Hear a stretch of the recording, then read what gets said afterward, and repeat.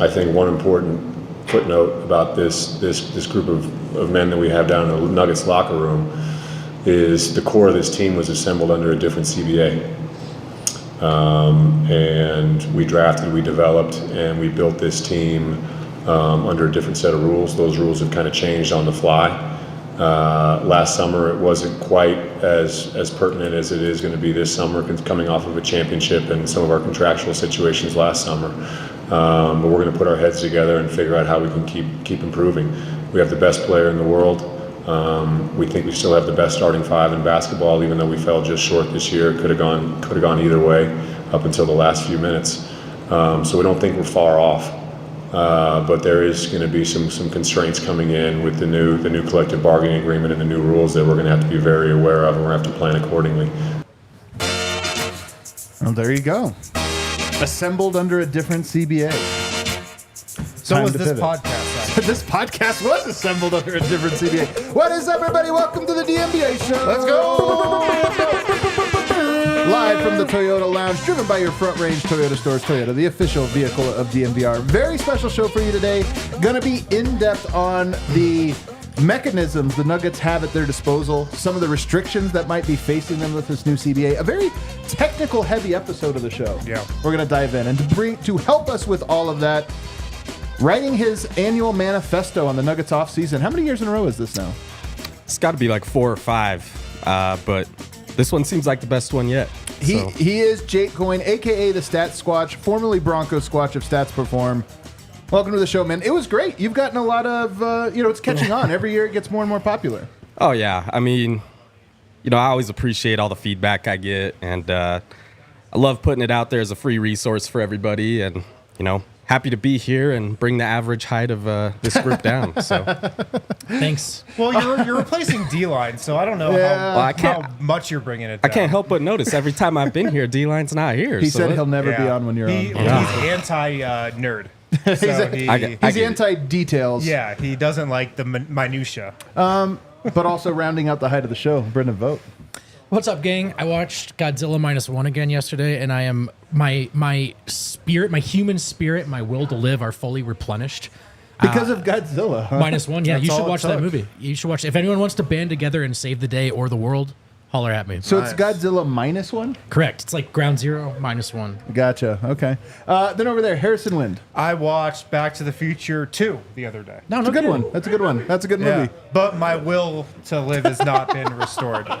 Should have Didn't watched. have quite the same effect. Should have watched Godzilla. Yeah. So if you don't know what we're talking about as we intro this one, Jake has assembled, I called it a manifesto. It's a very detailed deep dive into the technical aspects of how Denver can construct their roster given the options they have, and really goes through the new collective bargaining agreement and the restrictions that are in place there. That's what it's all about.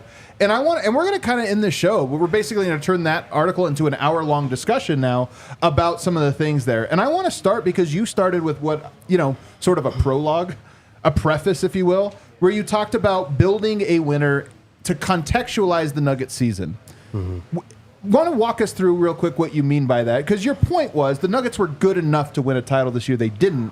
And it's important to understand when a team doesn't win a title, it doesn't always mean that they did it wrong. Yeah. I mean, I think it's important to understand that, the front office, their goal every year, I'm sure, is to win a title. And so when they don't do it, it is a failure to a degree. But there's so many factors in the NBA that you just can't control when it comes to the playoffs, matchups, shot variants, injuries, just little things like that. And, if you're putting yourself in the group of teams that can win the title, I think that's about as much as you can ask for in most years. And I talk about the Warriors, the Curry Durant Warriors. Their goals were above that because they had, really convenient contract timing and stuff. So they were head and shoulders above everybody. But nowadays, and especially going forward under this new CBA, if you're giving yourself a shot, I think you're in pretty good shape. But you can't fail too many years in a row, or it becomes a problem. If you look, there's people that look at sports as like manifest destiny. You know, this team was destined to win. They were the team of destiny, and they won it.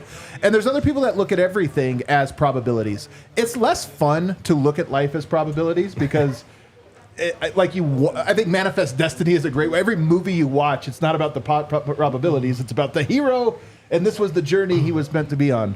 But the truth is, it is probabilities, and even the best teams, like the Nuggets in 2023, their odds probably were like 35% to win the title, which is great, but it was still like lower than what you expect. I remember Vegas in 2017 with the Warriors, their odds to win was like 45%. And I remember being like, they're so much better than everyone, but that's how it works. That's how it works, and so much can go wrong, right? And I'm not necessarily saying this is what happened to Denver, but just any given team, avoiding injuries is such a sometimes uncontrollable factor that is going to pop up. You could have everything you need, but I think now more than ever in this current NBA, no one has like a golden ticket to the finals, except for the Celtics. I mean, the Celtics play in the East, but like there's Other than that, but there's no.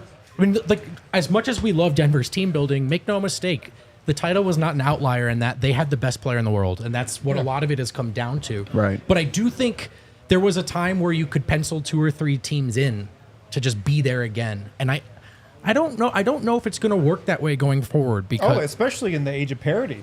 In the age of parity, There are just way more teams in that conversation going forward every year more than ever. I think. And with this new CBA, and of course we have the perfect guest to help explain that. So it's not that it can't be done, and we did still wanted to hold the Nuggets to that standard, but it's always easy to pick the field against any one team. It always is.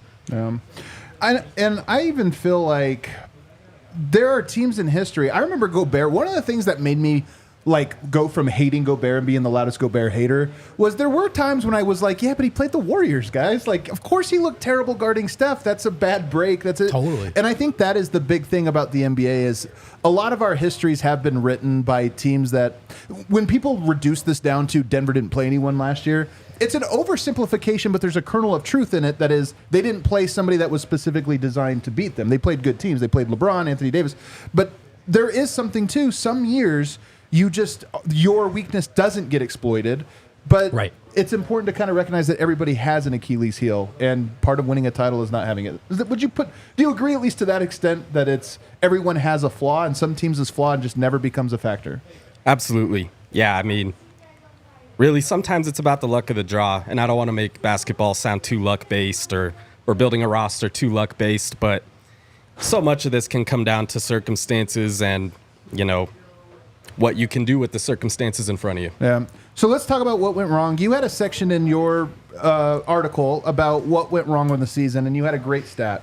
The first one is that Jamal Murray scored at a 0.992 points per field goal attempt in the playoffs, and he led the Nuggets in field goal attempts. That he became one of just 5 players to lead a playoff team in field goal attempts, but shoot below 1 point per possession. Wow. So he was not just inefficient, he was sort of historically inefficient, almost to the degree that he was historically efficient last year.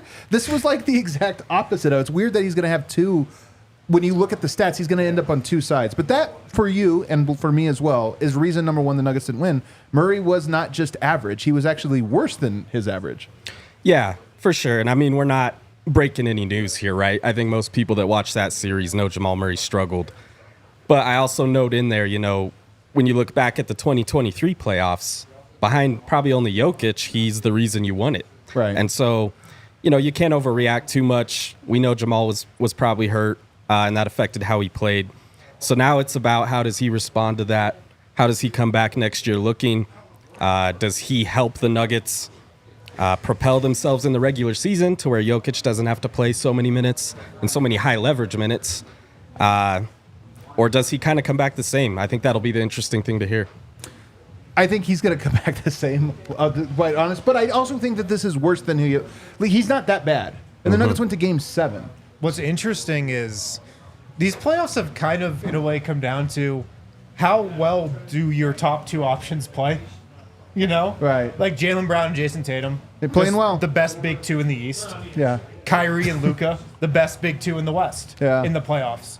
You know, Minnesota, like Edwards and Towns, or Edwards and Gobert, not better than Kyrie and Luka.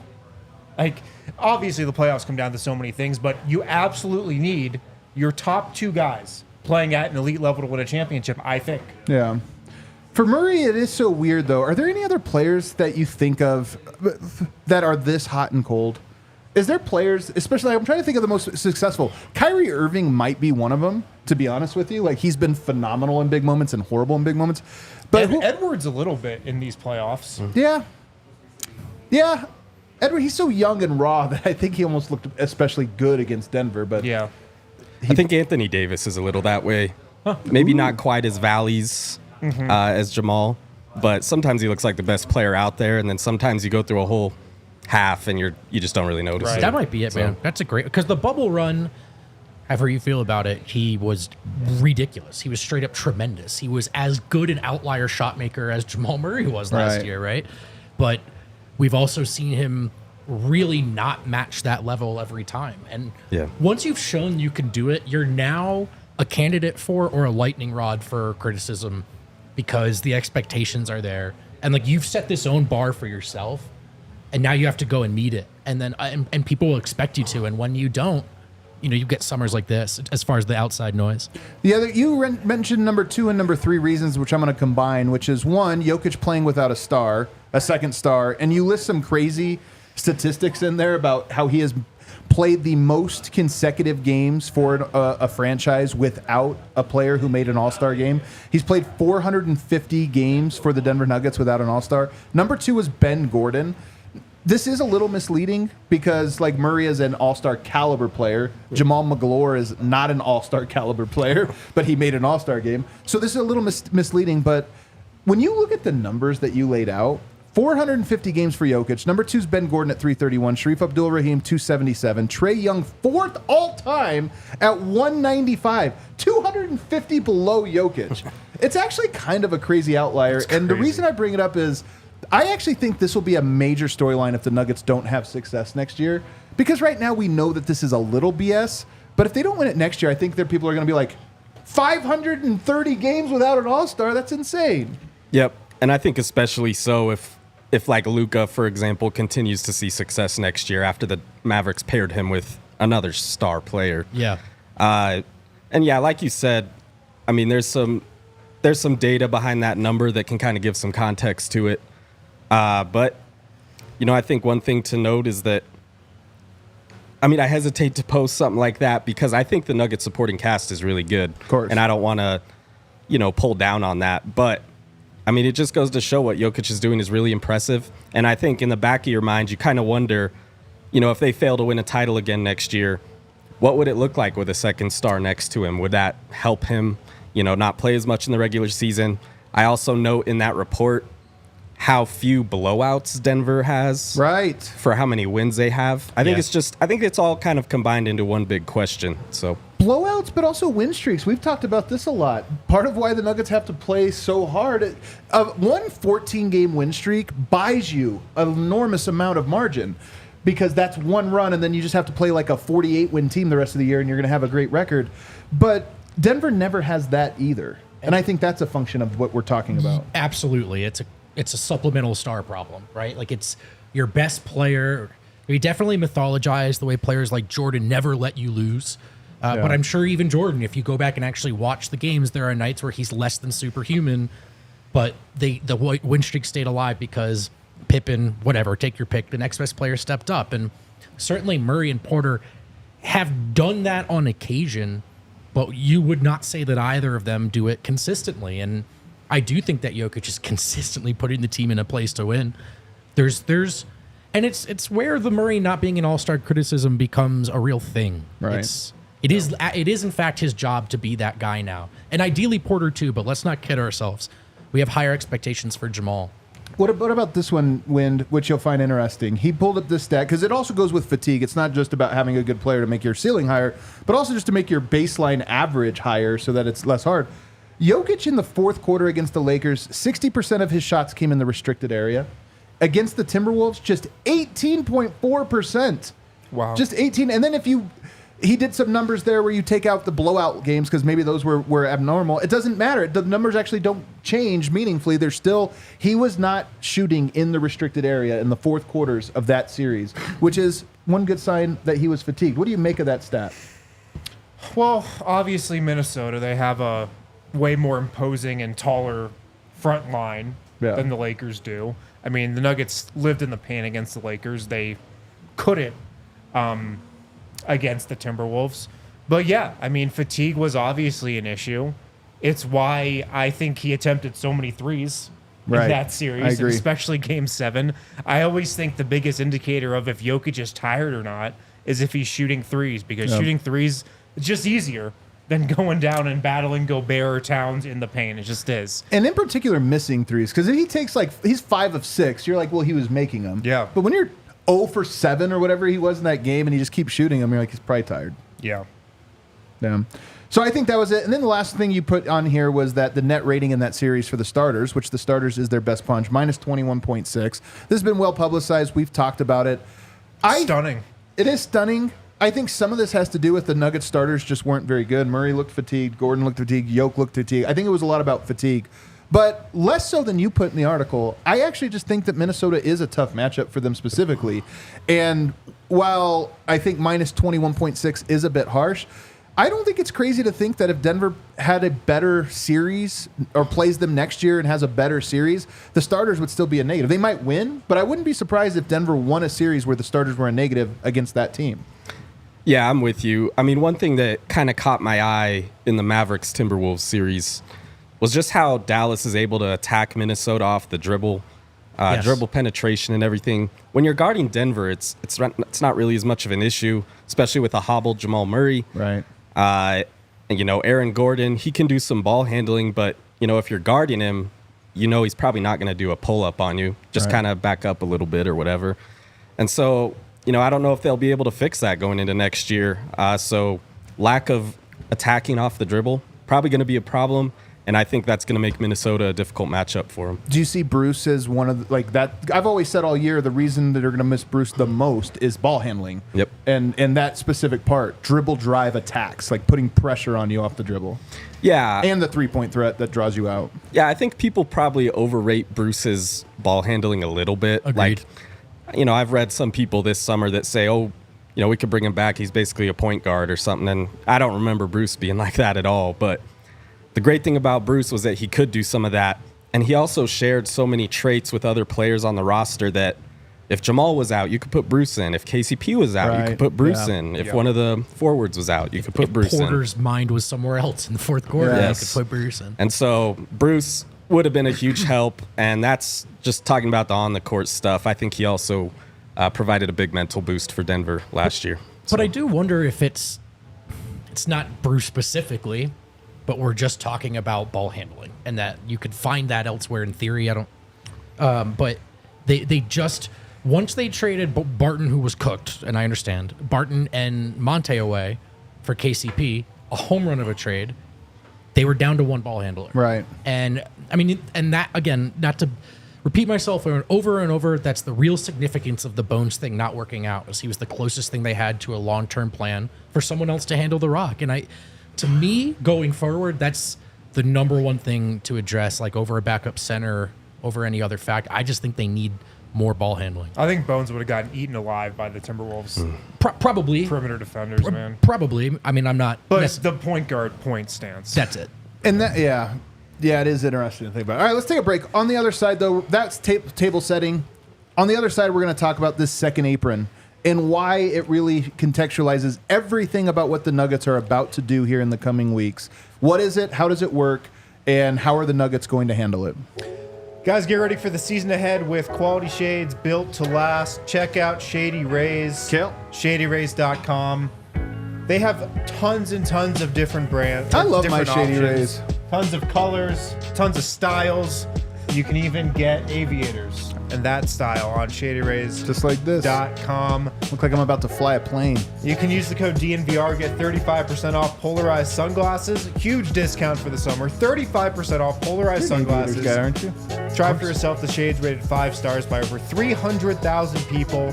If your shades ever go missing or take an unexpected hit, don't sweat it. They have the most insane protection in all of eyewear.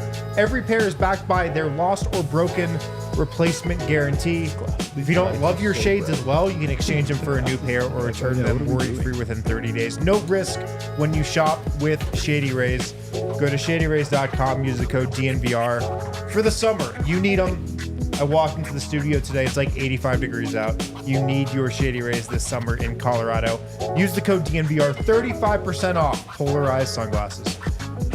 You could wear sunglasses to Circa Resort and Casino. You'll probably need to pack a pair or two if you're headed to Vegas, Circa Resort and Casino. An oasis in the desert, baby. 5 weeks, boys. Our home away from home when we head out to Las Vegas. Check out Circa's Stadium Swim to watch the best sports action during the summer. It's just what it sounds like. It's a massive pool area. A lot of wet space, I hear. 15,000 feet. Bunch of huge screens. You can watch your favorite teams or your favorite bets play out. Square feet. And while hanging out with, if you want to, up to 3,999 other friends. Circa Resort and Casino is Vegas' first ever adults-only casino resort, world's largest sports book, neat casino, and by neat I mean with pass, Stadium Swim. Go ahead and experience it yourself. Watch your favorite teams at Circa Resort and Casino. Book your stay with code DNVR20. Make sure you get that 20% off. As D-Line points out, are you an aviator guy? Is Tom Cruise? Yeah. Yes. You have the to answer be. is yes. I was biting my say tongue yes. that whole time. Oh, are you a leather bomber guy? Yeah, of course. All right, back here with Jake Coyne. Let's get into it. The second apron. I don't think we need to explain all the other, the salary cap of this or that. It really comes down to this new concept, freshly introduced, called the second apron. What is it? Yeah, so originally under the last CBA, there was just one tax apron. And so if you think of what the salary cap is, it's a dollar number where if you're below it, you can use cap space. Aprons are just another dollar number that if you go over, it's going to affect what you're able to do. Going back to that Calvin Booth quote that we showed at the beginning, or Josh Kroenke, I think it was. Yeah. Under the last CBA, there was kind of 3 groups of teams. There was your cap space teams. In the last CBA, there was 2. There was your cap space teams, and there was your over-the-cap teams. And while there was some minor differences between apron teams and over-the-cap teams, it was really not too bad. Under this CBA, there's your cap space teams, there's your first apron teams, and then there's your second apron teams. And they really hammered down on some penalties for those second apron teams. So teams that have a really high salary, the NBA is making it very difficult for you to get better using outside sources. Let's talk about some of the reasons for this. I think there's 2 reasons I think are most for this. Parity. I think Adam Silver wants parity. Oh, yeah. Like in the NBA. The NBA's never really had a lot of parity, to be honest with you. They got it right now. They now. want parity, and I think he succeeded in that. But also, in a bigger issue, I think that back in the day, you had owners that were pretty close to worth the same amount of money. And I just think the way the world works now, some of your owners are worth $80 billion and some of them are worth $1 billion. And I think that has a lot to do with it, is this idea of, well, you're going to have to pay a lot of money if you go over the cap. And there's guys like Ballmer that are like, there's no such thing as a lot of money. Yeah. And I think that's part of it. I mean, do you agree that that's part of it, is we can't just make this a financial thing. We have to make it incentives for other aspects. Yeah, for sure. I think the NBA is just trying to even the playing ground, both for owners, but also for markets. I mean, we've always seen, teams like LA, they get a lot of the free agents, even if they're offered the same contract somewhere else. So right. I think this is really an attempt by the NBA to even the playing field, like you said, for owners, but also just across the board for all other things as well. All right, walk us through the second apron restrictions now. So strict dollar-for-dollar trade rules. Does that mean every trade made actually has to be a perfect, you trade $15.1 million, you got back $15.1 million? Not quite. That would be really difficult. But what it is for the team that's over the second apron, you cannot take back more money than you send out. And so we could just call this the Zeke Najee rule. Yes. So under the old CBA, there used to be percentages you could match and then $100,000 padding. Which is not that much. No. But now, I think they lessen the restrictions for cap space teams and stuff. But if you're a second apron team, you cannot take back more money than you're sending out. So some of these tiny little deals where a guy, it's like, oh, they're both making 15.1, but then you look closer and you're like, oh, wait, not quite. Yeah. So if you're looking for a Zeke Najee trade, that guy has to make 8.4 or whatever it is. 8.88? 8.8. Yeah. Pretty much around that. Yeah, the interesting thing with Zeke is if they trade him on draft night, they're actually doing it under the 2023-24 cap rules. Right. Poison. Oh, okay. So they can actually, because they have to stay under the second apron this year because Reggie Jackson got the MLE. And so I think they have like 4.7 million in space. So if they trade Zeke on draft night, there are some other financial things they'll have to take into account as far as his contract. But is it easier to do it before or after then?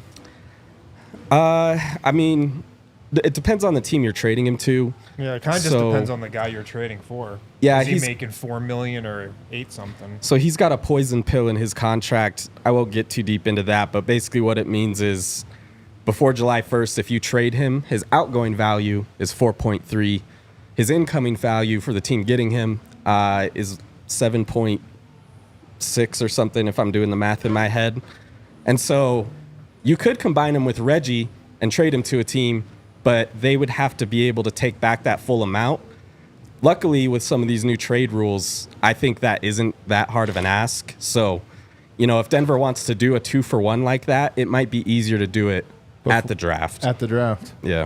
Okay. Which is there one you expect them to do? Just on logic, just using your own logic. I don't know. I mean, half of me kind of thinks, are they just going to go into the year with Zeke? Oh, God. I can't do it, man. I can't. That's to me, half. I feel like there's no chance. Adam, but you should have heard about how hard he worked over the summer. well, he's really. Have you seen the transformation? Is he exploring his game? What if he wins training camp again? Will that What Oh change if he your mind? goes to summer league? Yeah, oh my God, come on. But- That would actually be the worst kidding, thing I'm for kidding. him. Zeke probably wants out of Denver so I bad. If he's know. ever been online once in his life, he's probably Yeah. like, I hate this. It's He, so he true. needs a different Unfairly situation. Everyone is like, Seems like a great get dude. this guy out of here. What were those starter number again in the playoffs? Yeah. If I'm Zeke, I'm probably going, hang on, fucking me? But I digress. That's so funny, man.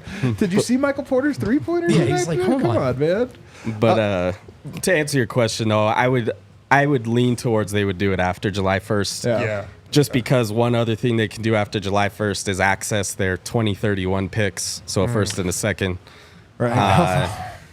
Maybe they have to attach a second there to get what they want back. So I would lean towards after July 1st. I agree. So far away. I'm just this era has been so great, and I want it to keep going. That I'm like, you know what? I don't care about the 2030s at all.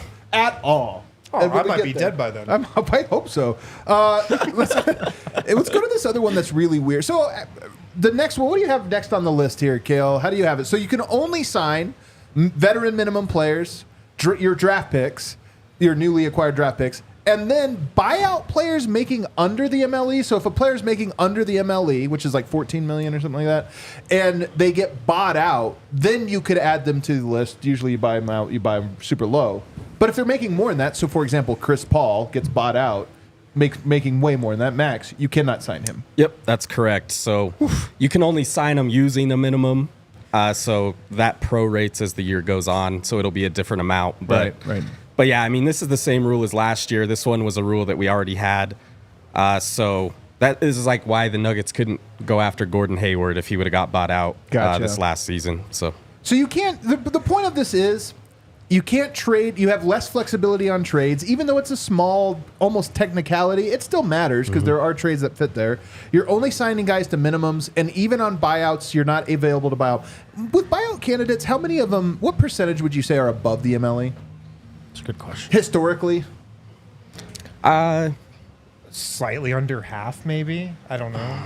It seems like it's usually a little bit. I don't know, actually. I honestly It's have always no like the idea. last year of a deal, a 5-year deal, where it's like the appendage was still there. The player that's no longer that great, but was on a big deal. yeah, I mean, I try not to concern myself with buyout guys too much just because they swing your title odds a lot less than I think Really?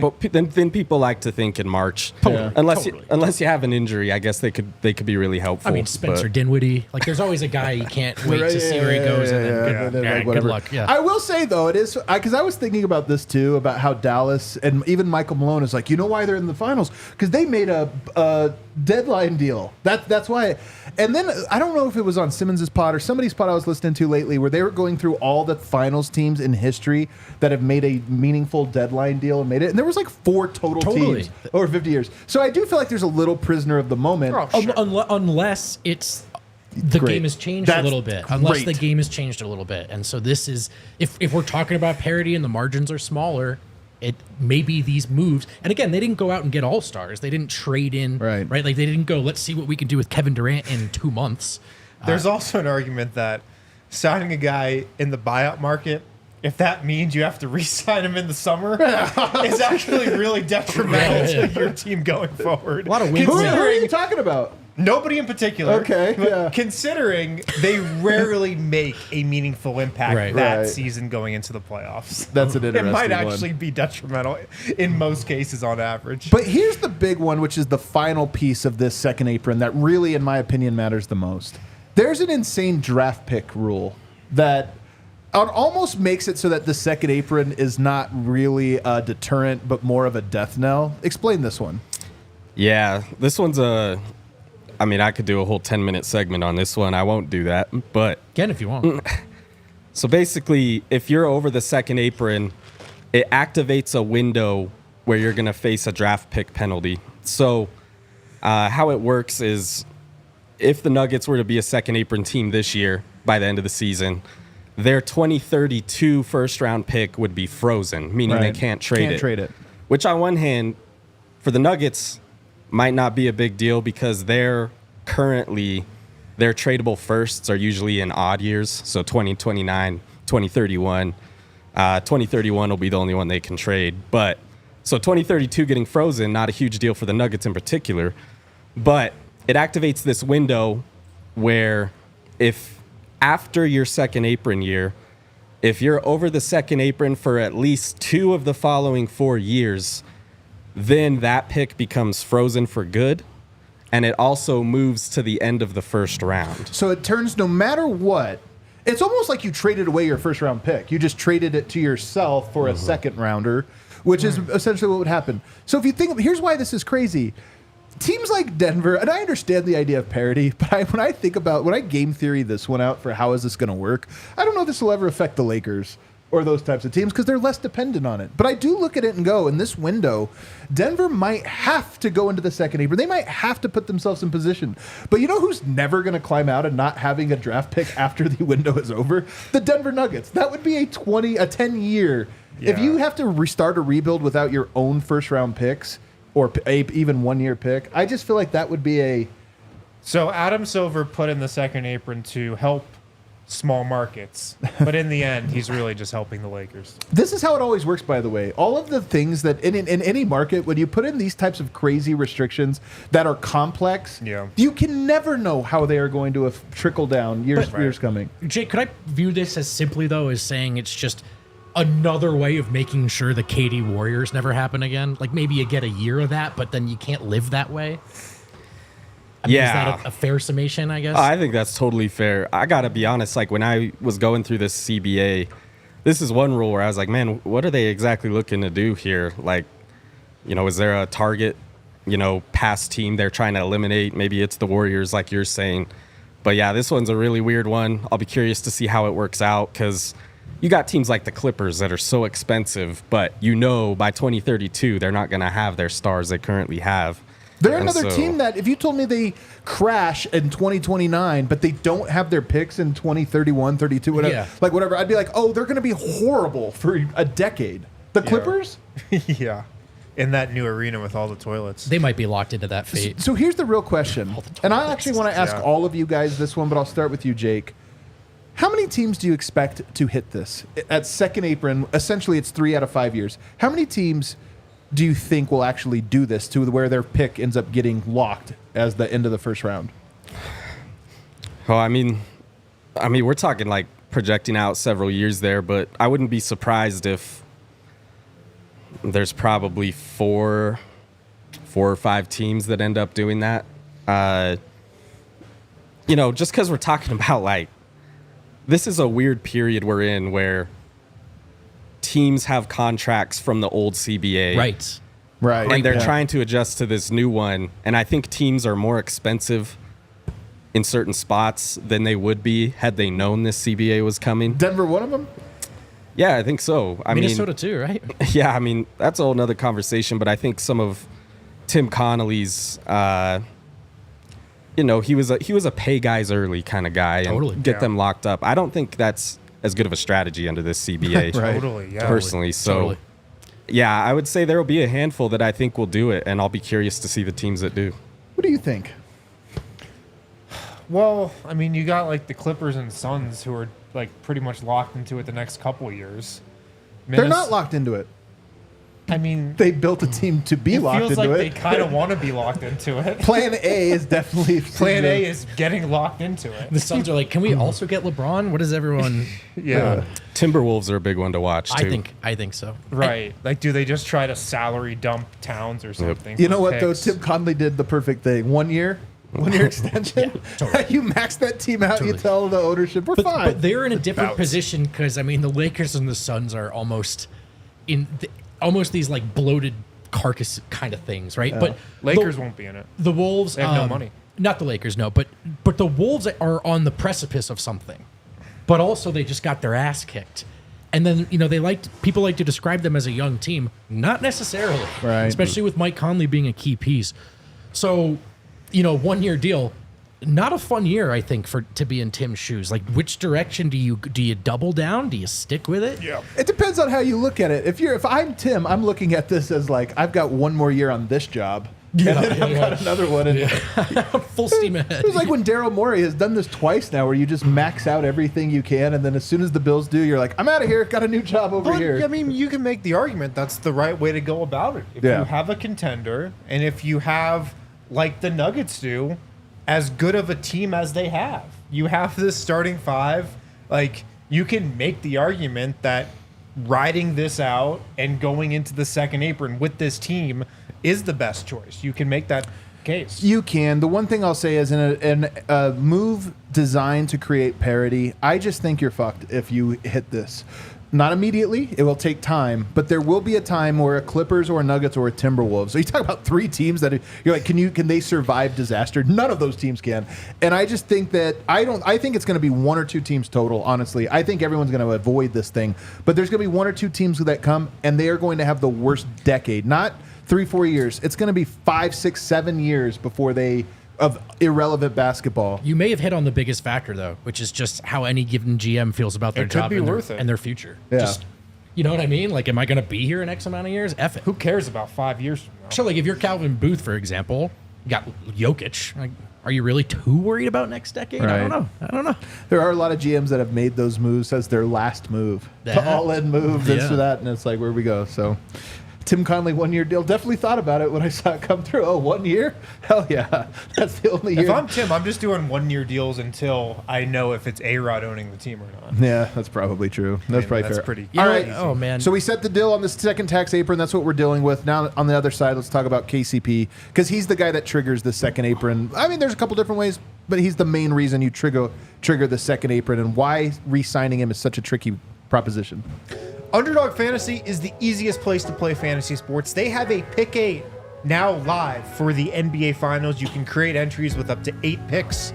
And Underdog, they'll automatically double flex entries so you can miss up to 2 picks and still win your entry. With more picks to make and extra ways to win, the excitement is higher than ever. The best part, you can win up to 325 times your original amount. You can use a special on flexed entries that have 6 or more picks. So check out their Pick 8. Can't wait to use it during the NBA Finals. Don't miss your chance to try it before it's gone. Underdog Fantasy also offering an NBA Pick'em special for Game 2 of the Finals on Kyrie Irving, 0.5 points to all users. Pretty sure he's going to get 0.5 points. So you can check out Underdog Fantasy by hitting the QR code right there on the screen, Download it and use promo code DNVR when you sign up to claim your special pick plus first-time deposit offer up to $250 in bonus cash. That's Underdog Fantasy code DNVR. Scan the QR code right there on the screen or click the link in the description to sign up today. Must be 18 plus and present in a state where Underdog Fantasy operates. Terms apply. Concerned with your play? Call 1-800-522-4700. Visit ncpgambling.org. Modern day Denver, always changing, ever malleable. How about an institution that's been here since 1934? I'm talking about Westera Credit Union, 9 locations in the Denver metro area. And they're all about helping members financially prosper. Education is their thing. They're started by a group of 8 school teachers, so helping others is in their DNA. I like this, man, because I feel much like the CBA kind of stuff. The world of finance is designed to make you feel like it's inaccessible. And sometimes all you need is just a little help, just a little education. And maybe some institutions would be interested in taking advantage of what you don't know. Westera is interested in helping you learn. As a member, you see that come through in every interaction. It's all about the local community with them. They just launched an awesome new product, Smart Money Checking. Meet the checking account designed to help you earn unheard of interest and smaller balances. With other great perks, you can earn up to 6% annual percentage yield for your first $2,000 each month. And as your balance grows, so does your potential to unlock additional great rates for higher balances. Listen, if you like earning money by doing the things you're already doing with your checking account, do yourself a favor. Visit westeracu.com/smartmoney. That's westeracu.com/smartmoney for more details. Membership eligibility required. Insured by NCUA. Restrictions and conditions apply. Back here, segment 3 of DNVR Nuggets Podcast. Want to remind you guys, if you want to watch the finals here, come watch it at the DNVR bar. We're going to have it on with game sound tomorrow night and every game for the finals. And we have good drink specials. 4 to 6 is happy hour, but guess what? 8 to 10 is happy hour. You could pregame with happy hour and postgame with happy hour at the DNVR bar. You just got to stick around long enough. You just got to stick around long enough. You get 2 happy hours. So come check it out. Will be sitting at a table by himself, sweating bullets. A one-topper. He's going to be louder. Drinking beer, watching the Celtics, absolutely locked in. Everyone's welcome to join. You just can't talk to me at any point for 4 quarters. Just look at them and take pictures. Yeah. Also, chicken tenders and fries, $12. Really good deals here at the DNVR bar. Come watch it here. Boo the Celtics. All right. KCP or not to KCP? That is the question. If yes, you could sign your draft picks, you could sign veteran minimums, and you can trade one of, but not both, of Zeke Naji or Reggie Jackson and bring back players making their salaries or less. And that's it. Because with KCP, you're no questions asked a second apron team. Yeah, pretty much. I mean, you could trade Zeke Naji and Reggie Jackson. It would just have to be in a separate deal. You couldn't trade them together. That's what I mean, yeah. Yeah. You could get really creative and maybe get under. If you just did a straight salary dump of Zeke Naji, if you went into the season with 14 players instead of 15, you might be able to stay right under. But I think we're pretty safe to say if KCP's back, they're going to be a second apron team. One thing, though, why not? Why not go with 14 players? Because in my mind... This year they went with like 12. I mean, well, that's the other thing. Is where the end of bench players are Hunter Tyson and, you know, like you're 14, but you're really like 10 guys that have ever played. But here's the thing, man. KCP's really good, and it's a depth piece. And part of me looks at this and goes, that to me is better than a lot of the options. Trading, even if you just traded Zeke Naji, sometimes you do it. Like I know Calvin Booth would get killed for signing Zeke to a contract extension and then trading him for nothing, probably attaching something. Not only that, but attaching something.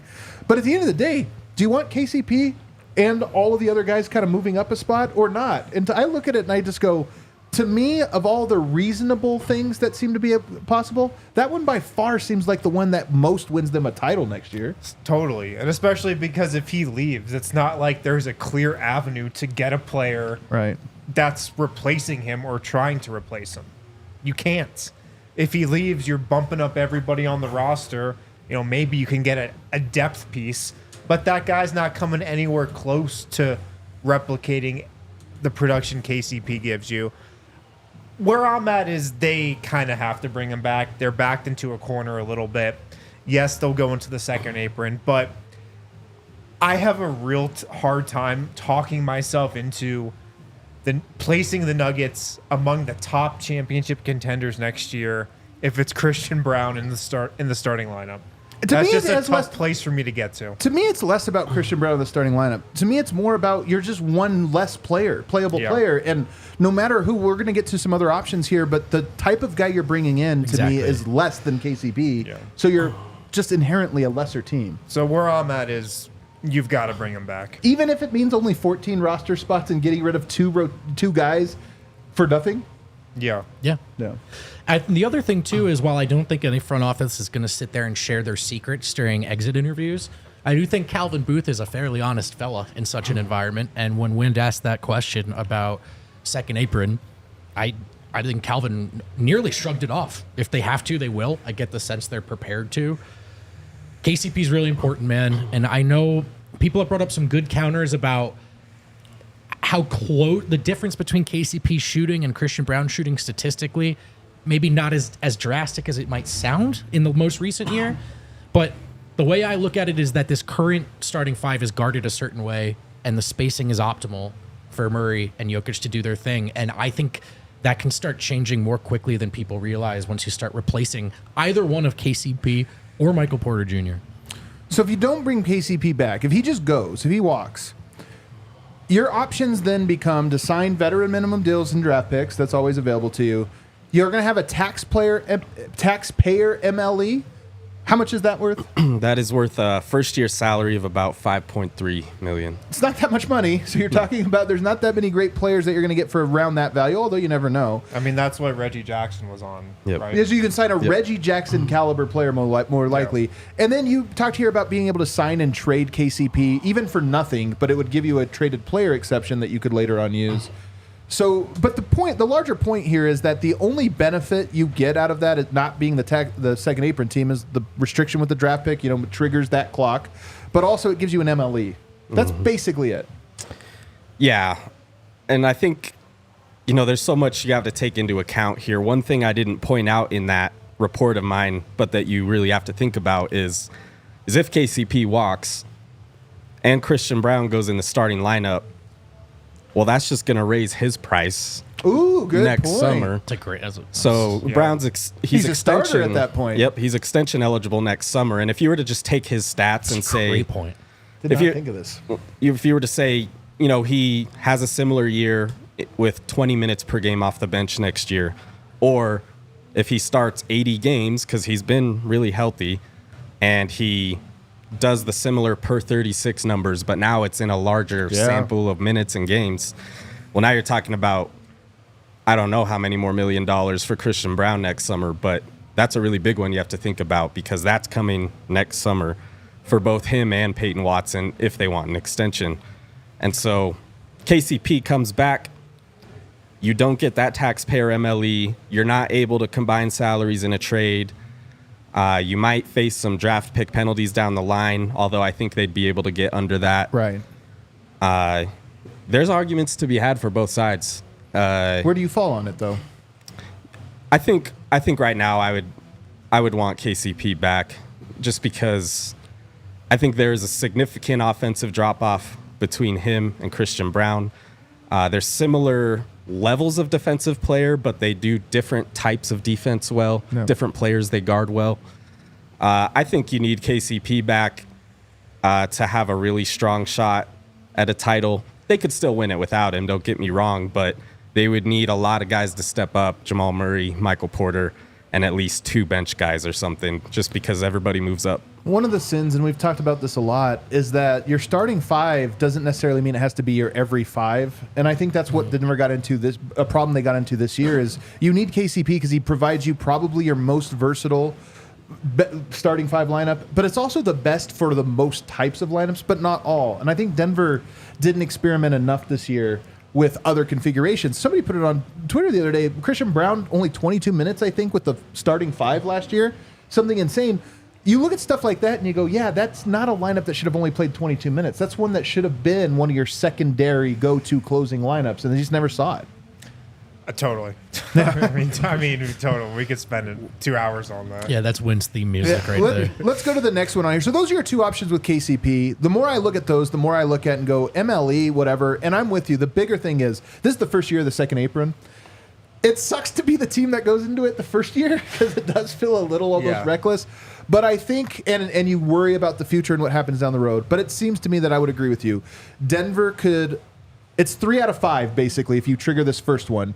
Denver can dip below that later. They can kind of worry about that later, but you're in a wide open window right now. Don't allow that to close. Keep it wide open and risk and Jake, take on the risk. What do you think about, I don't know what the contract KCP is going to get or what type of offers he could get from another team.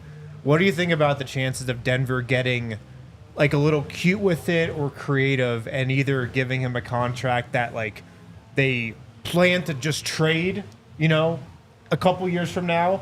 Maybe you sign him to like a longer term deal at a lower dollar amount. Like, what do you think that could potentially look like in terms of the offers he could get and what Denver could get him?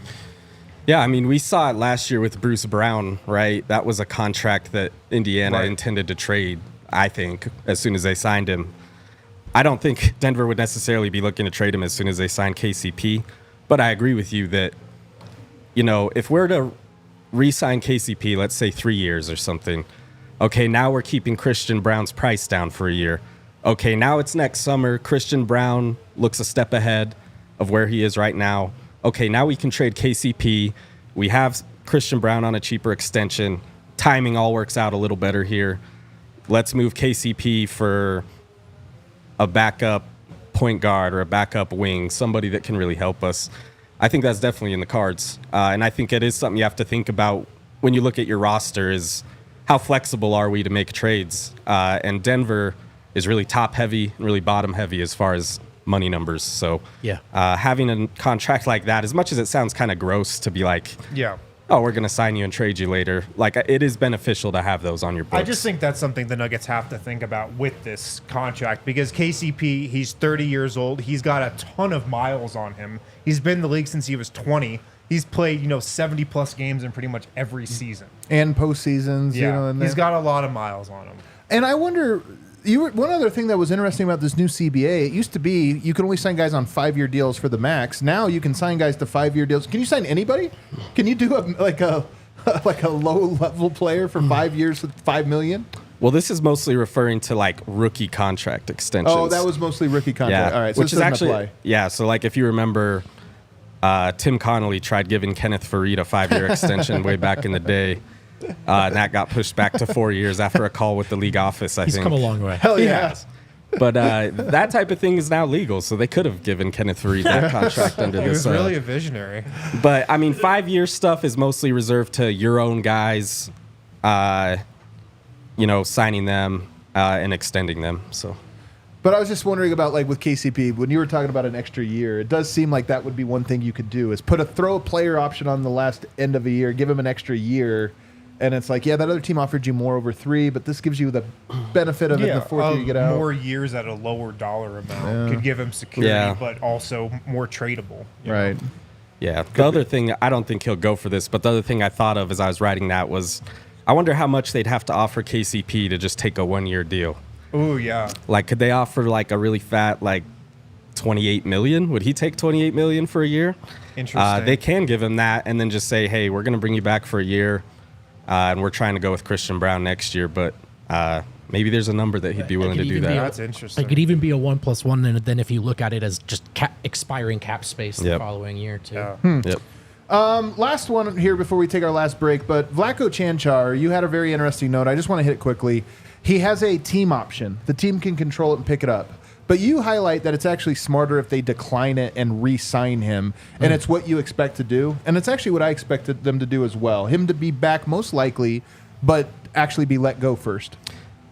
Yeah, so first off, I don't think they would have kept him this whole last year if they didn't want him on the roster next year, personally. But, speaking strictly from a financial perspective, when Vlatko originally signed his current deal, it was under a minimum salary scale at that time that he's bound to. So Vlatko's minimum for this upcoming year is actually below the minimum for a player of his experience. And so it gets pretty complicated with the math, but basically what you can do is you can opt him out. If you want to bring him back, you can sign him to a 1-year minimum. It gives him a little more money. It saves the Nuggets money, cap space-wise, and it would save the Kroenkes money luxury tax-wise as well. So it's kind of a a win-win as long as there's not another random team that comes in and swoops him out of there. Which maybe could happen if he just balls out at the Olympics. Things to consider. It is a showcase. He is actually pretty good with Team Slovenia. But I think most likely Coming off an he's injury. going to be a minimum guy. And maybe he just likes Luka. There's always a chance that it's like, you know what, I'll do the same. If it's all the same, I'll just go to Dallas and be with my buddy Luka and speak Slovenian the whole time. And it would be that, right? Like either Denver's familiarity with just what it's like to have him as a guy who works hard, works out, doesn't cause problems like Right. Jokic, or Luka just explaining to Dallas, do this for me because I said so. Yeah. I mean, those would be the two paths, I think. I really want Vlatko back, and I actually Me think too. he's a player. So part of me is like, for a vet minimum, he's the type of guy that I think can be. I think he's a Justin Holiday Priority caliber number player. 2 in the offseason for me, actually. Priority number 2, I'm just KCP and then kidding. Vlatko Chanchar. I'm just kidding, but he's in consideration. All right, let's take a break. On the other side, 3 scenarios for you to consider that kind of highlight the various options Denver has with KCP, without, and then with a major trade. We'll go through all 3 of those. Miller Lite, Miller time here Right on the now? DNVR Nuggets podcast. Yeah, right now. Have Why you not? not checked the clock? Miller Lite, the best light beer out there. A lot of light beers, they don't taste good. They don't taste like beer. They taste like water. Miller Lite is not one of those. Great tasting, only 96 calories per 12 ounces. Pick some up today. It's a light beer that tastes like beer, less filling, 96 calories. The original light beer since 1975. That's how long Miller Lite has been around. Miller Lite keeps it simple, undebatable quality, great taste. Like I said, 96 calories. It's the original light beer. A lot's changed over the years. One thing that hasn't is the great taste of Miller Lite. Miller Lite has more of the taste you want, less of the stuff you don't. The original light beer, still the best one today. Enjoy the great taste of Miller Lite. Tastes like Miller time. To get Miller Lite delivered right to your door, you don't even have to leave your house. You can visit MillerLite.com/DNVR. Cool. MillerLite.com/DNVR, Do that or you right can now. find it pretty much anywhere that sells beer. Celebrate responsibly. Miller Brewing Company, Milwaukee, Wisconsin. 96 calories per 12 ounces. Last night's hailstorm, or last week's hailstorm, I should say, was the most damaging since 2017. I'm bummed I missed this. The hailstorm that did a lot of damage, the most damaging one since 2017. It's not like me not being here didn't make it not happen. I just would. I like to see a storm. Well, I'd be bummed if that happened and Denver did not have Red Hawk Roofing, but you do. Denver's best roofers are here. If you were affected, they want to take care of you. They offer a free consultation. So if you need help with the hail, Red Hawk Roofing has your back, and it doesn't have to be hail-related damage. These are just the best roofers in the business. Maybe quality materials, decades of experience, quick response time, best estimators and contractors, huge DNVR supporters. Hell yeah. They're our guys, man. They're also Nuggets guys. You might be able to tell by looking at that logo. Free in-depth photo reports for all inspections. Supporting your local teams means also supporting local businesses like Red Hawk Roofing. If you are looking for a new roof over your home or business, be sure to check out our guys at Red Hawk Roofing, redhawkroofing.com, or call 720-771-8921. Be sure to tell them that we sent you. By the way, these guys will help you with the insurance claim. I know a lot of people don't realize, like, I got to call my insurance. A lot of times the roofers, that's what they do. They have people that just deal with your insurance. You connect them, and then they'll get it for you. Might not have to pay anything out of pocket. So check them out. They're homies. All right. 3 scenarios that you laid out here for us. And we're going to go through all of them. These were your ideas. You kind of drummed them up. The very first one you have, I like. You called it the run it back scenario. Walk us through what the run it back scenario entails. Yeah, so this one is Denver being a second apron team, and they're basically adding one player to their rotation. That player is Jayshawn Tate, who I love him, by the way. Yeah, he's been. I think this might be my 3rd straight offseason preview, including him. Is he one of your guys? He's the new Troy Brown Jr. Who was the new Robert Covington? Yeah. So, but he's a smart wing player. Malone's gonna like this guy too much. I hate to say it, but this guy Former Nuggets summer leaguer Jayshawn Tate. You had Jayshawn Tate, who plays I more liked minutes. him, I will say. Him in or that summer P-Watt. league. He's gonna definitely be Tate I over liked him. P-Watt. Yep. And so it's basically just swapping Zeke out for him. There was some reports about Jayshawn Tate around the trade deadline. Dallas was looking at him, but the Rockets turned down 2 second-rounders for him at that time. They didn't have Zeke Naji, though. And so then basically after that, you just bring back KCP. You draft a player. I said Filipowski. I don't know if he'll be there. I'm not the biggest draft guy. I said in the report, you can replace him with your favorite guy. Sure.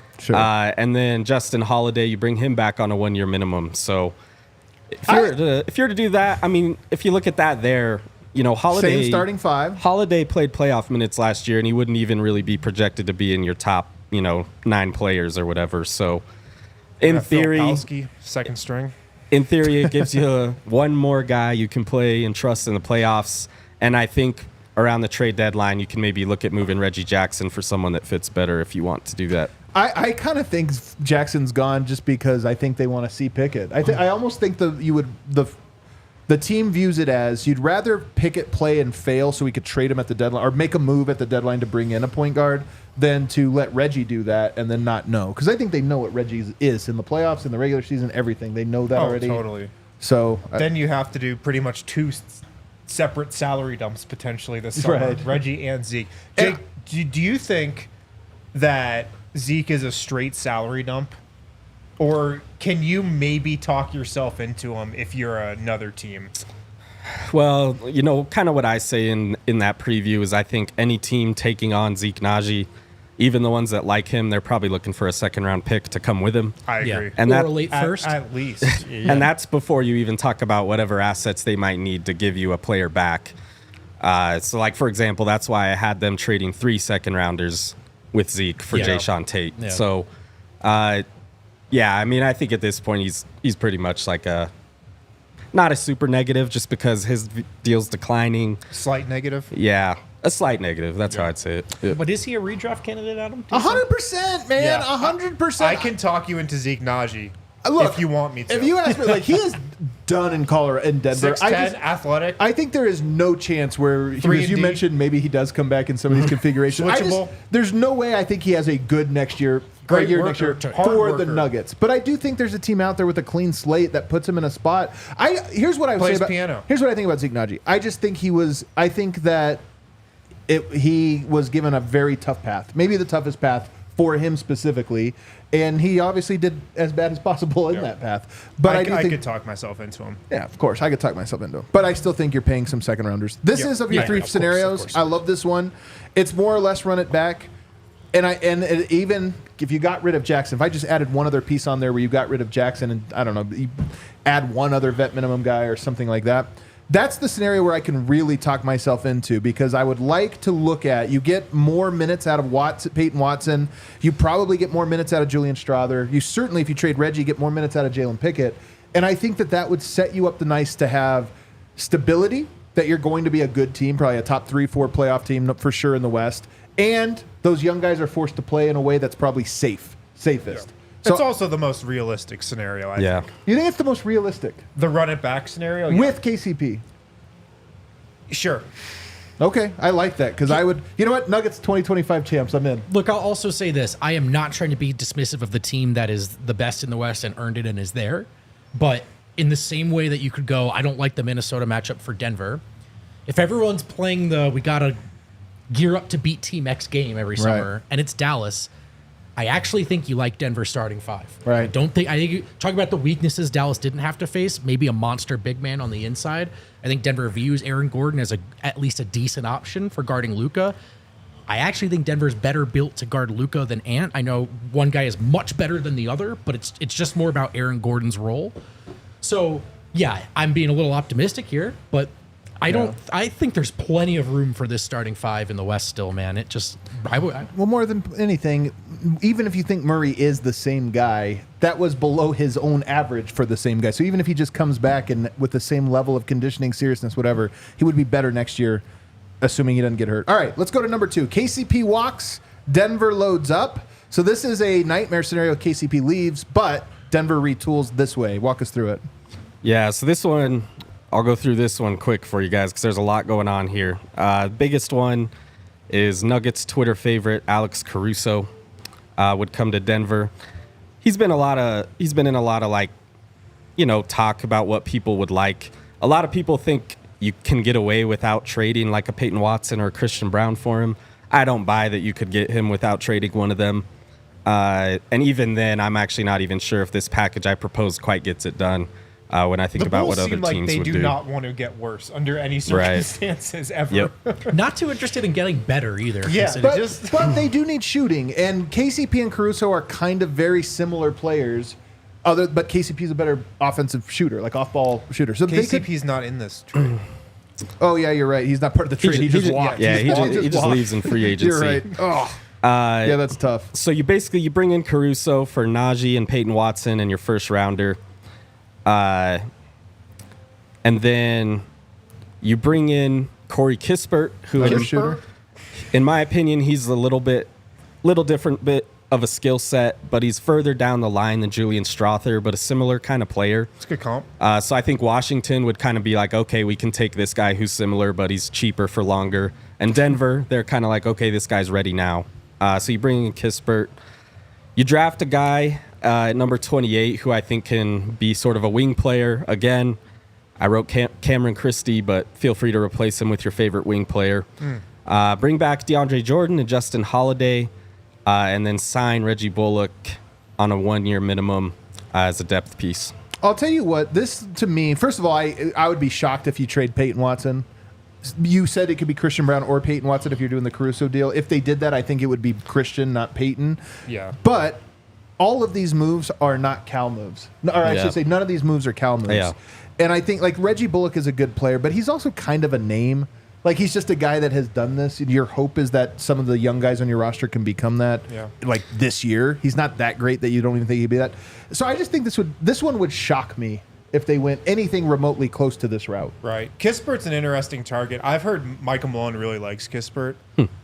And he kind of gives you KCP on the offensive end. Yep. Caruso on defense, Casey Kispert on offense. Combine Yeah. them And you have get one KCP. Real quick, the other thing on that one, I forgot to type it in my report, but the other last move on that is signing Andre Drummond with the MLE. Everybody loves So Drummond. I don't think you can get man. him on the minimum, but you could get him with the MLE, which if KCP leaves, you should have access to. So Caruso, Bullock, Kispert, Janchar, Drummond is such it's a weird. hilarious It is thing. weird. That's where you just Project Dynasty officially RIP. This is gone.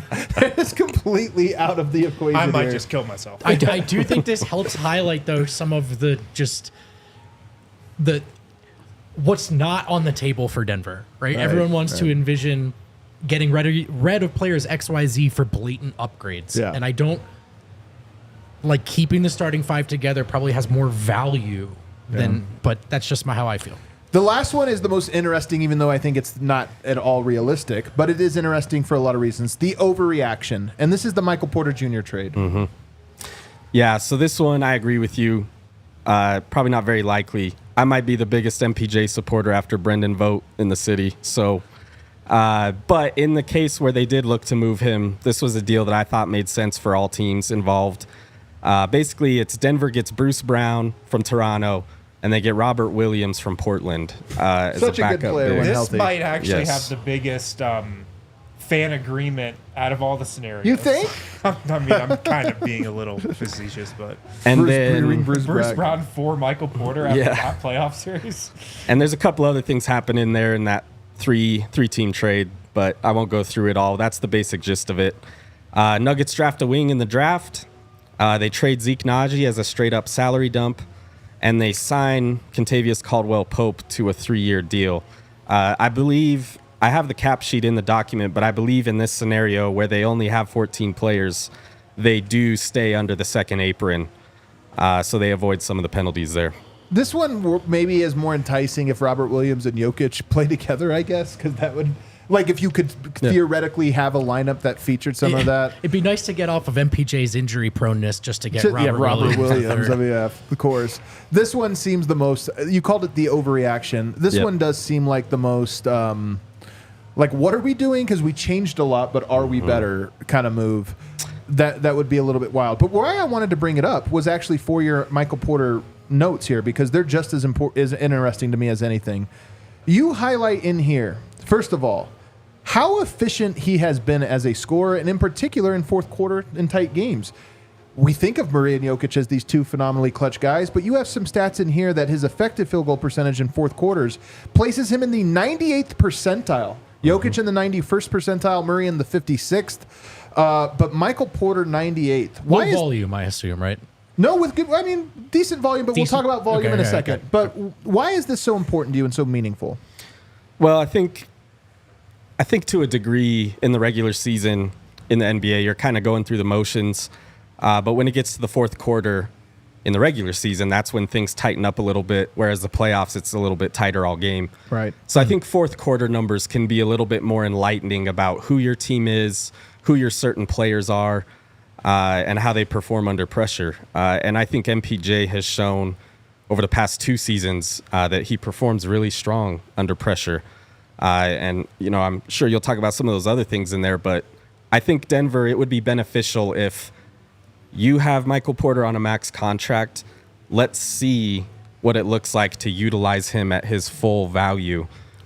Because, as it stands now, he's an incredible offensive weapon. He's not a 3-level scorer by any means, but I think they can do a little more to see what they can unlock.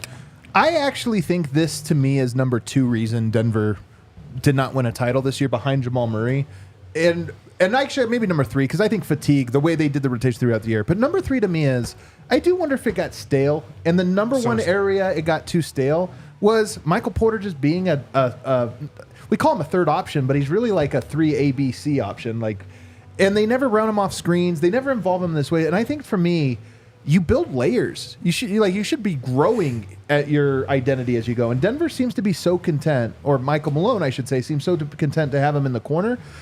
And I think what you're highlighting here is he's more than that. And if Denver are only going to keep him that, you're actually wasting one of your best assets. Oh, there's so much more to Michael Porter than we've seen. And I mean, number 1 on the priority list, heading into training camp next year, is you've just got to have some more creativity within the offense and using him in different ways and in different lineups. And it's just such an easy avenue to look at and go, okay, maybe there's something to explore there. Yeah. And I also think there are a couple of points about just how Porter exists as is that I think sometimes maybe some people miss in terms of value. I don't think people realize how difficult it is to be that efficient in a role where you're actually not that involved. Right. Where you're spending a lot of the game waiting, You're lot of the game decoy watching. more often than not. Yeah, man. And then it's like, hey, hit this big shot, please. Yeah. And that is not an easy role, man. I think being a third option is I think a lot about Chris Bosh in Miami. I know they're way different players, but everyone was like, what is this guy now? Right, First year. And it's like, man, he's trying to figure it out because it's a tightrope walk. And I don't think people realize 2 things about Porter: how hard it is to stand and wait and then hit the shots to the extent he does. And secondly, the spacing, man. When you look at all the numbers of the guys in the playoffs before the final 4 games, it was Porter and Dante DiVincenzo, and they were on another level from everyone else. And even within that, if you look at the splits of how many of Dante's shots were wide open versus Porter, I know it feels like Porter misses a lot of wide open ones. He's also rarely wide. He is guarded very, very, very tightly. And you trade for Bruce Brown, and it's Bruce Brown next to Aaron Gordon. I'm telling you, man, that spacing, it's going to look a lot different than people think. A lot different. And there's one other piece. So I actually think if we think about Porter and why isn't he more than he is, I think there's 3 people that are most to blame for this. One of them is Porter. I think he could have a better handle. He probably could have a better feel for the game. Yes. There's different things that you could point to where it's he's such a unique player, unbalanced in his skill set in a lot of ways. I think number 2 is Michael Malone, because I don't think Michael Malone could easily work things into the offense that they have never even tried to work in, which use him the way teams use a Klay Thompson or even a Kyrie Irving. In that when they beat Minnesota, part of how they used him was running around off of screens and different things. I think Denver could use Michael Porter more just moving the help around when he's mostly a stagnant shooter. But I think the third one is Jamal Murray. And Jamal Murray has been a tough player to play alongside, in terms of being the third guy. There's been an uncomfortable third guy scenario for Denver in the Murray era. And one of the stats you highlight here is what you call freeze out rate. And I love this stat. You looked at guys who were on pace for 20 points, so 15 points through 3 quarters. And how many guys had at least 25 such games? Jamal Murray was on that list. Of all those guys, he got frozen out. The fewest number of, how did you quantify this? The fewest number of attempts in fourth quarters? Yeah, so if you went into the fourth quarter with at least 15 points, how many times of those fourth quarters over the season did you get only 1 or 0 field goal attempts. This is an incredible stat. It really is. And there's a little noise behind it. Of course. And it's small sample size, right. It's 29 games. But basically, when you looked at it, Jamal Murray, predictably because of the two-man game, he was only frozen out like 3% of the time. And Michael Porter Jr. was up at like 38%, I think, which was the highest of anybody. Yes, it was the highest in the NBA out of like a 70-player sample size, I think. And so, yeah, I mean, while there is noise behind it, I also think there is a little bit of substance there about how you can involve MPJ. And I pointed out in that report, a lot of people will combat that and say, well, he can't dribble, he can't create for himself. Fair. And I compared him to players who have a similar percent of their baskets assisted, and those players' freeze-out rates. Right. The only one that was higher than him out of that group was Naz Reid, and it was on a pretty small sample size. And so I think there's some substance behind it. Yeah, his number is actually pretty high. You do see like Keegan Murray, Dante DiVincenzo, Klay Thompson. There are guys to be compared, in that list, and you can look at the numbers. But it's like kind of what Porter is. He's in and that what he is. Yeah. But he's also at the double percentage, twice as frequent, where he's going to get 0 or 1 shots. And I think that more than anything, I think you're right that there's noise, but this matches what we watch of this team. Yeah. Fourth quarter, you become one-dimensional, and it's the best dimension there is in all of basketball. Won you a title. But I do think that you run into a team like Minnesota who's designed specifically for that one thing. We're designed to stop the two-man game. Well, but we're vulnerable to any other thing, and Denver had no other thing. And I think that's where you get to this freeze-out rate being meaningful. Yep. Strong agree. And we always talk, it's an easy joke about how Porter gets hot early, and then, he's not going to finish with 25 points. Right. I don't think that is all on Porter. Right. But again, it's a two-way street, right? Yeah. Like there's plenty. This is why the Lakers series to me, I know the Lakers were straight up horrendous, just dog water. But Porter, that fourth quarter, we have never seen him say like, hey man, give me the ball. Or like, I'm coming to get it. Right. Like I'm taking this off the dribble long too. He's good soldiered it. In this moment. But that was the most he's ever looked like, oh, no one's doing it? All right, I'll do it. That fourth quarter was a game 3? Yeah. Maybe, I want to say. He looked a way I've never seen him look before. And I just wonder, is there more you can tap into? Can that be more of his baseline than it feels like?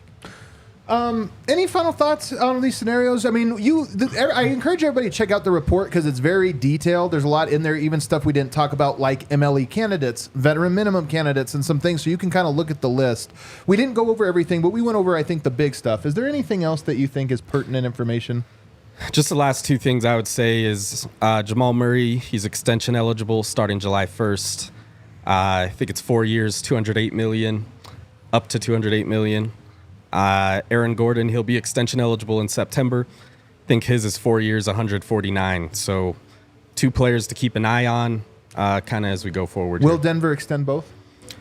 I'm going to say no for Murray, and I'm going to say yes for Gordon. No, why no for Murray? I'm just not convinced the Nuggets are going to – I don't know that the Nuggets are going to offer that whole thing. And I think – what is the risk, though? You lose him for nothing next year? Yeah, the risk is that a team like Toronto comes next year. They have to pay Quickly and Scotty Barnes, so I don't know that they'll have the cap space. But he becomes an unrestricted free agent. So there's even a world where he would take less money to walk away. It would be a lot less money, but – there's a world where you could offer him $40 million a year next year, and he chooses to go somewhere that's giving him 35. So definitely a risk. And I know last offseason Calvin Booth said – we something along the lines of we expect him to be an all-NBA player and he'll get this big extension. That didn't happen. But then there's some of these comments in that end-of-season press conference. I'm just not totally convinced they'll offer him the full amount yet. But you do run the risk of, rubbing the agent wrong and the player wrong a little bit. So it's always a risk. Interesting. Player rubbed me a little wrong, though, this year. I'm not going to lie. As we've talked about every day on the show. Let's get to some Super Chats here. Sasha N, if we do lose KCP, how realistic is a Alex Caruso trade? Scenario we did 3. that one. Scenario 2, I believe. Oh no, yeah, that was the case. Scenario 2. Every year, there's just like 2 things that it's the whole thing. But I love Alex Caruso, Caruso though. whips ass. By the way, does. I don't He's want to so sound too. So does Lonzo Ball. I'm here for it. Let's Well, go. He's got a new meniscus or something. Stop, man. He's in Ben Simmons. he stand workout. No, he's up out of not. a He's, chair? he's working out with Ben workout. Simmons, Yeah, man. He that's looks not- great. That's the dead place, brother. really Mile High is. Sing with Nikola Jokic tearing his ACL. Could he fall to the Nuggets, and would they take him? This could be an MPJ draft situation again. Just draft and stash. I don't think he's gonna fall that far. Somebody will take him. I also don't know if Denver would be the team to swoop in and do that. They might be. I don't know. Someone could get lucky though, man. Like he's young. That medical science has changed. Like the recovery has changed. He's young. He could make a full recovery. I just don't think he's falling to 28. No, he's not falling that far. Cedric Exquisite, Bruce Brown over Maul plus MPJ in my opinion. Like just Bruce. Jake, thanks for explaining the new CBA. KCP, I know for sure will stay. Wow, mark it down, guarantee. You heard it here first. Mavs in 6. P.S. Adam, no, I don't think Jamal will be better next season. Okay. Man, I'm telling you, the fan base has turned. Ulysses Ventura, Kevin Love, or Steven Adams? Kevin Love, very interesting. Probably staying in Miami, I would think. I'm with Steven you. Adams, I just don't know. Is he hurt? Is he healthy? There's a buyout Does guy- anybody know? Oh, yeah. I don't know. 55555-ish. Great show, fellas. Loved reading your off-season writing, Jake. You convinced me that the salty run back is the best path forward. What is the salty Does it run say back? salty? Did I misread that? Salty run back. Is that just the run it back, or is that the yeah, I think that's the run it back. That's the run it back. That's what I'm rooting for. I'm less convinced than Wind is, though. I'm a little more nervous at that. You gave me some reassurance saying you think that's what happens, but I don't know. I think we might get the lose KCP and retool options. Oh, sick. Can't wait to hate life. I think I'm just trying to speak it into existence. All right, let's do it. I think that's what we're getting, boys. And you know what? Spurs dynasty back on. I kind of think they have to, Hey, the man. Spurs never won 2 championships in a row. I've That's heard right. that. A lot I've of heard people have that. been saying that. 20 years later, we just do the same thing. The 3, the 5, the 7. I'll take it. All right, everybody. Thanks for hanging out with us. Thanks to Jake. Jake. Check Thank you, out in the Jake. description of this one. Read the whole thing. We'll see you guys tomorrow.